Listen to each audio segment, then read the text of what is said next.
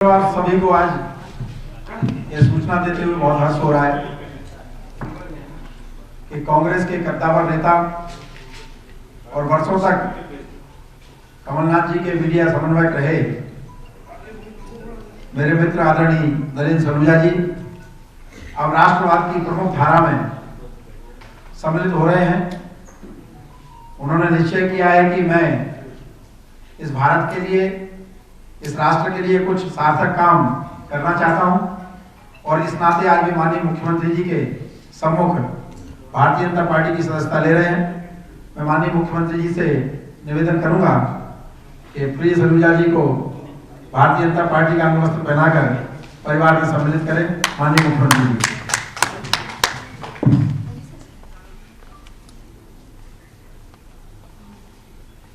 बहुत बहुत स्वागत सलूजा जी आपका। बहुत बधाई। स्वागत।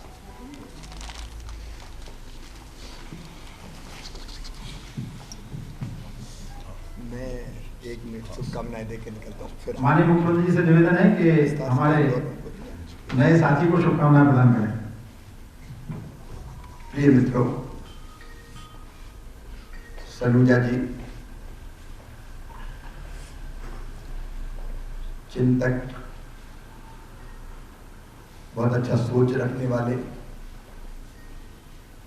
और उनके मौलिक विचार कई बार अद्भुत होते हैं। प्रधानमंत्री श्रीमान नरेंद्र मोदी जी के व्यक्तित्व और कृतित्व से और बाकी कारण वो स्वयं बताएंगे से प्रभावित होकर आज भारतीय जनता पार्टी के इस परिवार में सम्मिलित हो रहे हैं। भारतीय जनता पार्टी एक वैभवशाली, गौरवशाली, संपन्न और समृद्ध भारत के निर्माण के लिए मोदी जी के नेतृत्व में काम कर रही है और राष्ट्रीय पुनर्निर्माण का हिस्सा अब हमारे सलूजा जी हैं।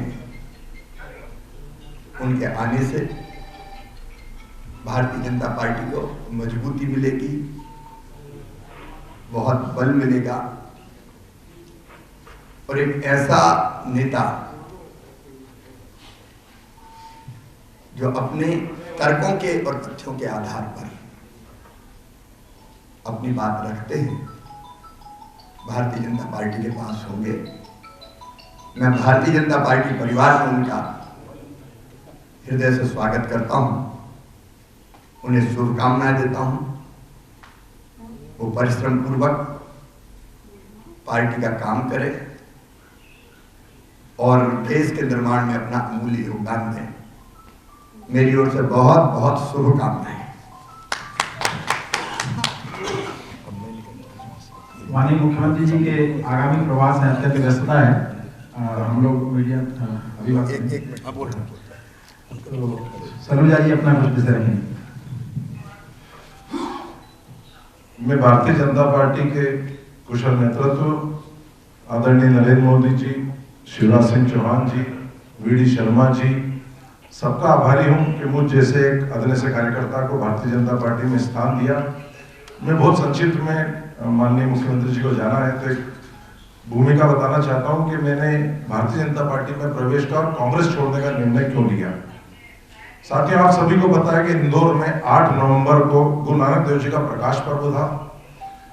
कमलनाथ जी जब मध्य प्रदेश में 1 मई 2018 को आए थे तो उन्होंने सबसे पहला पद मुझे देते हुए अपना मीडिया कोऑर्डिनेटर बनाया था।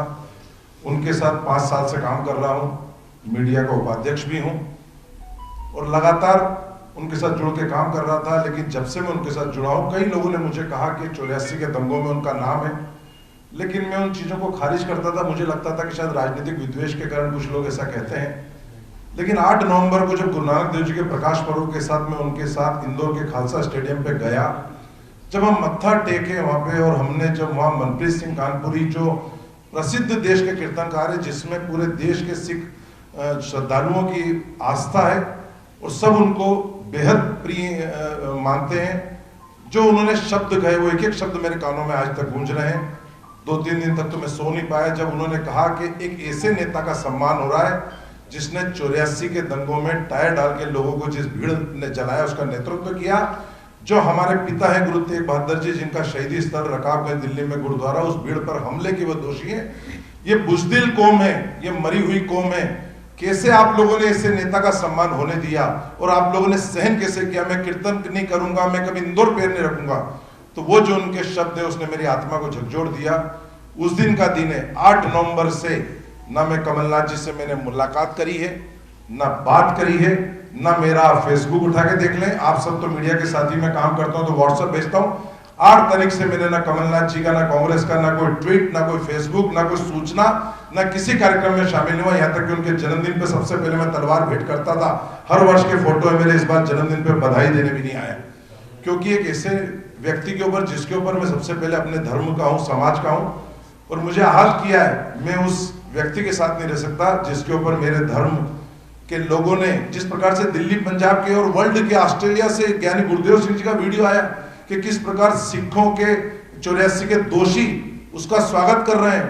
तो ऐसे व्यक्ति के साथ तो मैं कभी नहीं रह सकता। इसलिए मैंने निर्णय लिया है कि मैं ऐसे पद को, ऐसे व्यक्ति को, ऐसी पार्टी को ठोकर मारता हूं। मेरे लिए पहला मेरा धर्म समाज है, क्योंकि भारतीय जनता पार्टी की रीति नीति से प्रभावित हूं। शिवराज जी की विनम्रता, सहजता, कार्यशैली और जो जनता के बीच में सहजता से उपलब्ध होते हैं, जो उनके वीडी शर्मा जी के संगठन की जो क्षमता है, अद्भुत क्षमता है, उससे प्रभावित हूं। तो मैं भारतीय जनता पार्टी में प्रवेश ले रहा हूं और यही मेरे पार्टी छोड़ने का कारण है, क्योंकि मैं ऐसे नेता के साथ नहीं रह सकता जिसके ऊपर मेरे धर्म के लोगों का हत्या का आरोप हो। जिस प्रकार से ये किताब सामने आई अभी कि गौतम कोल जो आयुक्त थे, पुलिस के आयुक्त थे, उनने स्वीकारा कि किस प्रकार वो संजय सूरी क्राइम रिपोर्टर थे, रा के ऑफिसर की जो सिद्धू की किताब सामने आई कि कमलनाथ जी वहां मौजूद थे। तो ऐसे व्यक्ति के साथ तो मैं कभी भी राजनीति करना पसंद नहीं करूंगा। ऐसी राजनीति को, ऐसी पार्टी को, ऐसे नेता को मैं ठोकर मार के भारतीय जनता पार्टी में प्रवेश कर रहा हूँ। आदरणीय शिवराज जी का बहुत बहुत धन्यवाद, जो मेरे जैसे कार्यकर्ता को उन्होंने अपनी पार्टी में स्थान दिया है। और पूरी उम्मीद और विश्वास दिलाता हूँ कि जिस ईमानदारी से मैंने आगे पूर्व में भी राजनीति में काम किया है, उसी ईमानदारी के साथ आपके नेतृत्व में काम करता रहूंगा। यही आपको भूमिका क्या रहने वाली समझ चाहिए सर? भूमिका तय होगी बहुत